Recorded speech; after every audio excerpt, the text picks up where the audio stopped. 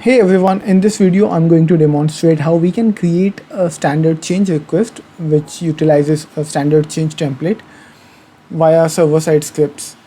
So to save some time, I've already created this template and we are going to utilize this template to submit our standard change request. Now let's hop on to the script part. What we need to do is we need to initialize our change request glide record and then set certain fields. For example, the type should be standard, and then utilize that template to get the values from the template and then submit the change request altogether. So let's write the rest of the script. This should be standard, and if there's any other field that we would like to set, we can do that here, or we can do that as part of the template as well. Now let's try to set the parent as well on the change so that we know from where exactly this change request originated.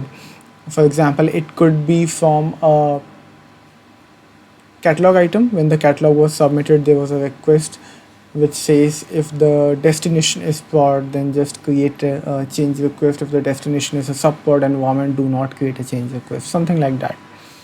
So for now, I'm just going to copy a sys of one of the RITMs that I have here, and I will add the sys. This is not a good practice to mention sysids like this. It's best to use a system property, but for now I'm just going to do it like this. And then from here you can simply use the template.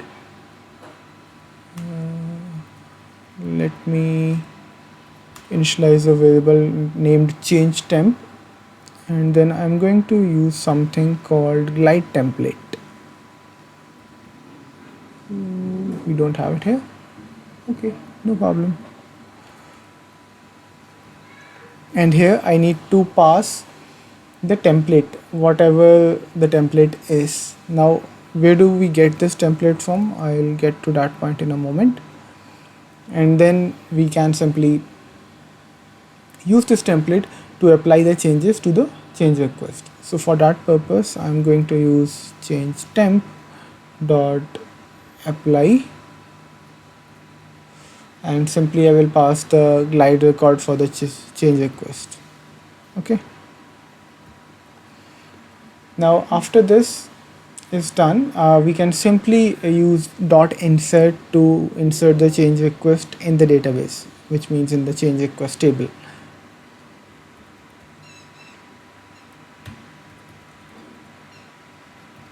Now this is the complete script which will help me insert the change request in the database. But what we need to do as part of the task at hand is to apply the template to the change request so that it do not create an empty change request, but there are values from our change template. Now how do we populate the value in this template? So the template that we are referring here is the template of the standard change request. So if I go back to the standard change template that we created earlier, it has a field called template.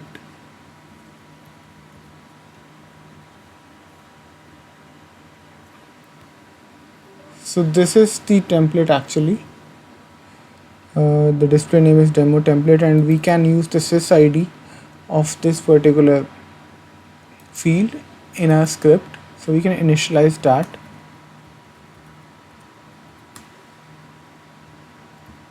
Using this sys, and I think we are done here. We can simply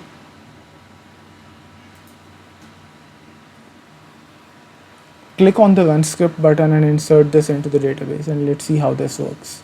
Let me click on run script over here. It looks like something is created. Let's go to the change request list view.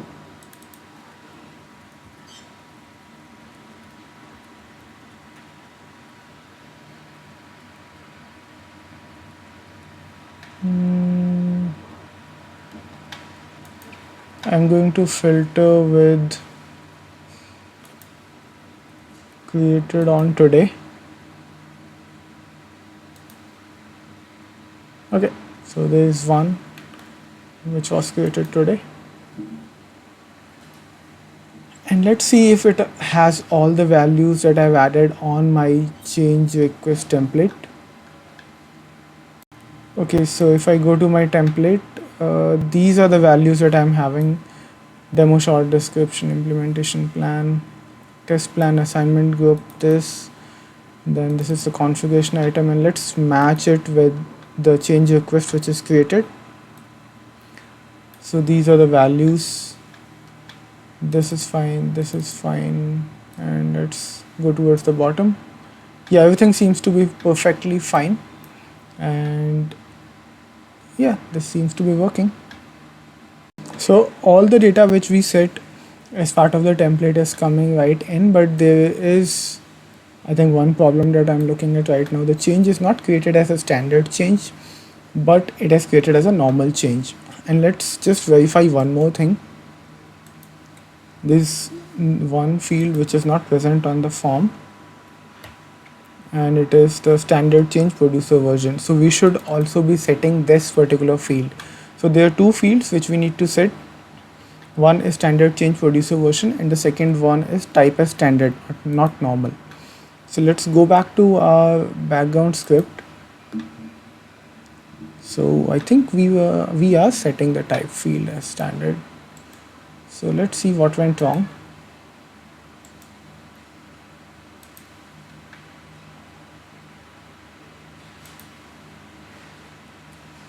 Okay, so the backend value is standard, so that part is fine. So let's just try to set the standard change producer version as well.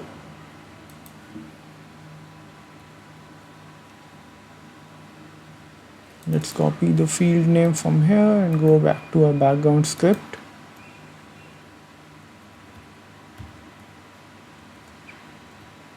Now what should we set here? Is this going to be the template sys-id? No. Is this going to be the sys-id of the standard change template? No, exactly. So we need to go to the producer version table, which is exactly this one, standard change producer underscore version. So this will contain all the versions that exists for a particular standard change template, and we need to set that field with the latest version. So even if there are 5 different versions, we should be able to pull the latest version from here. So based on the scripts, we can simply pull the latest version using there's a function called order by DESC, and we can pass the version in there, and that way we will be able to pull the latest version. We can take it up in the next demo if you want the detailed scripts, but for now I'm just going to copy the sys-id of this version and I'm going to pass it to the background script. Now let's see how this goes. Click on run script. So there is a change request created again, created on today.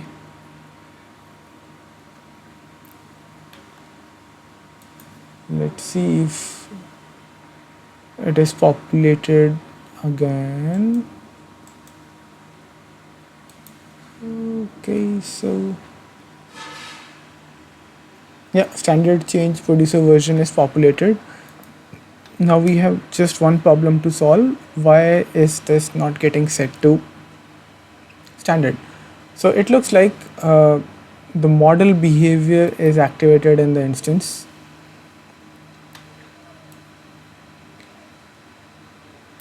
And we need to find an alternative to be able to set the type as standard. So let's go back. So here, instead of type, we need to set the model. So let's try to do that. Chng dot chg underscore model, and here we need to pass the sys-id of the standard model, which is this one. I've already copied it, and let's paste and try to create the change request all over again. Okay, so yep, something is created. Let's see in the backend. Okay, so this time a change is created and we also need to verify whether everything else is there in place or not. So the model is standard, type is standard, all the other values are still there, and let's verify the parent field and the producer version as well, because it should not happen that just to fix something we broke something else. Yeah, so we have this, and let's take a look at the parent. So this is the same RITM 10027 which we had set earlier. So thank you so much for watching. This is how we can create a standard change request using a template automatically via scripts.